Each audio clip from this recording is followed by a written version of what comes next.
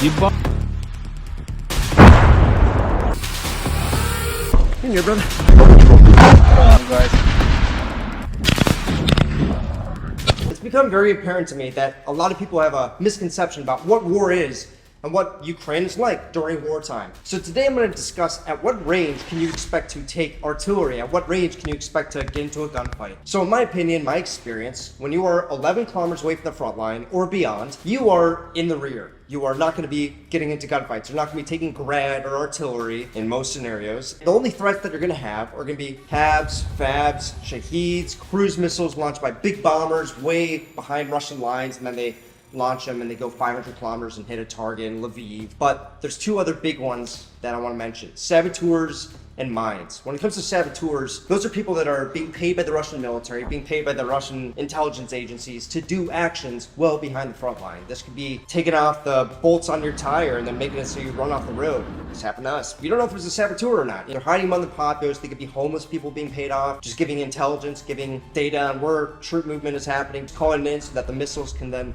strike their target. They're kind of like the drone that's watching behind the lines, where a normal drone could be shot down. And they could also be doing direct things like we've seen in Kiev a couple months back, which is arson, burning cars up, and obviously mines. You know, you guys have seen me demine before, my own mines. Like, mines are everywhere. 100 years from now, they're gonna be digging up these mines still to come. It's a very sad part of it, but mines are also a threat 11 kilometers behind. And this brings us to the front line. You are no longer in the rear, in my opinion, when you are 10 kilometers from the front line. 10 kilometers from the front line, it's pretty close, but you don't get the threats that you might imagine. You're not gonna be taking artillery, you're not gonna be taking grad most of the time. You're not even gonna be targeted by FPVs, most likely. So what are your biggest threats there? Well, it's gonna be Orlons. Orlon drones are pretty much the saboteur work of the drone world, all right? They're gonna be going behind the lines. They can even reach 40 kilometers behind the lines. 10 kilometers behind the line, you're gonna be observed by fixed wing Orlon drones up in the air, but you're trying to find troop movement, and if there is a valuable target, like a big troop buildup, maybe a headquarters, maybe a couple tanks passing by,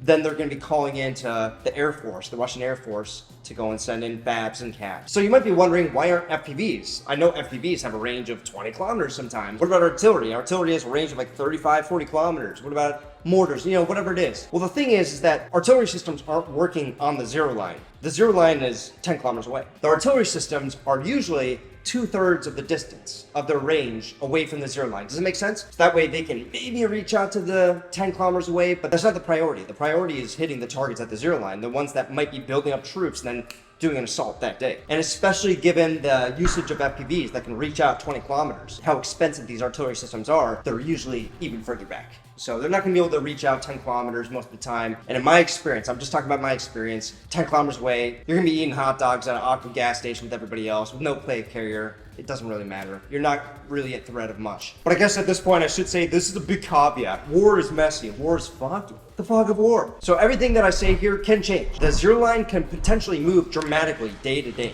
Potentially. It's not really been like that for the last 2 years, but that's just how I'm describing my experiences here. And if you're on the move to the zero line, once you get to about 6 kilometers away from the zero line, that's when the war kind of opens up. That's when the threats really open up. Artillery, grad, missiles and rockets. You're gonna get FPVs, Mavics watching you, Orlons, of course. Everything that was in play 100 kilometers away is still in play here. Also 6 kilometers, you can get 120 millimeter mortars, but again, their range is about, I don't know, 12 kilometers, something like that. And they're going to be more behind the line, so it's not very common to get 120s trying to reach out to go and strike a moving target, moving to the front line. Moving on, 4 kilometers. 4 kilometers is that's where the war really opens up. You know, this is the stage where you're going to get FPVs, you're going to get Mavics that are watching you, mortars are going to be coming in, tanks firing at you, grad.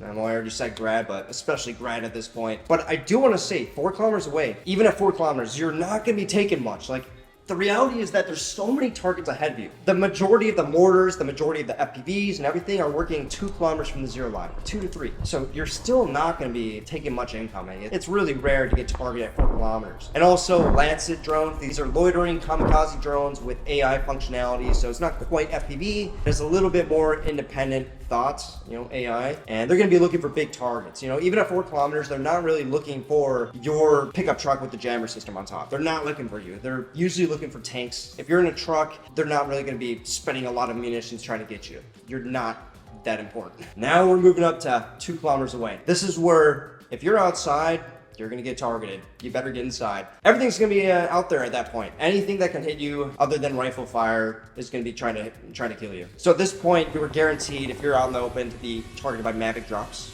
FPVs, SPGs, which are very, very commonly used. People don't really mention it, but here's a couple of videos of them.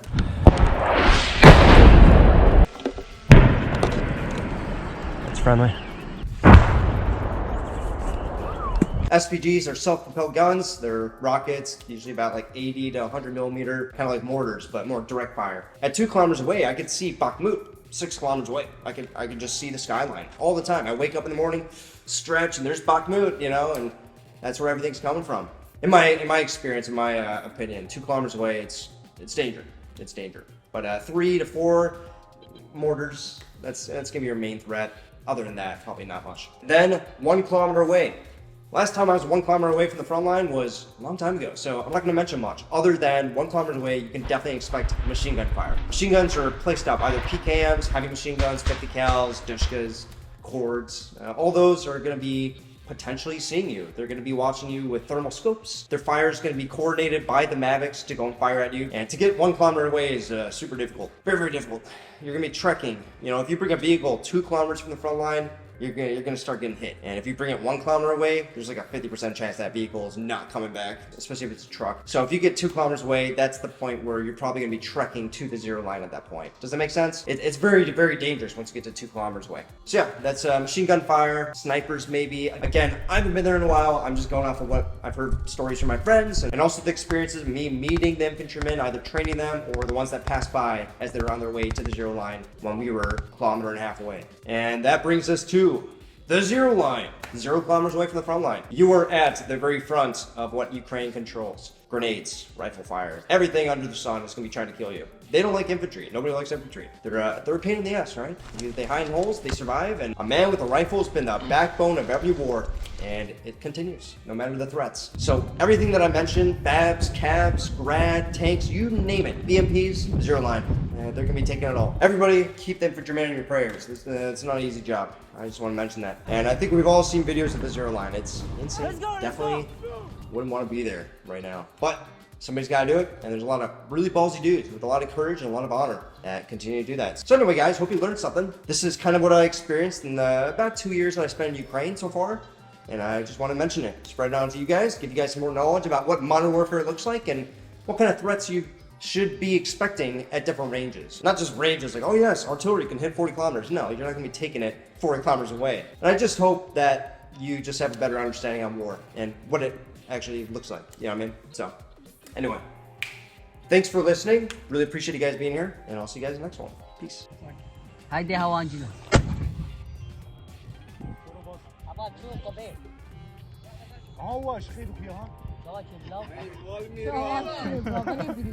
نه بیرون لا میزه شقای ها نه نه شقای میزه ها ما بروزی ساعت نات یا بس كده دو دم حقكم 3 4 5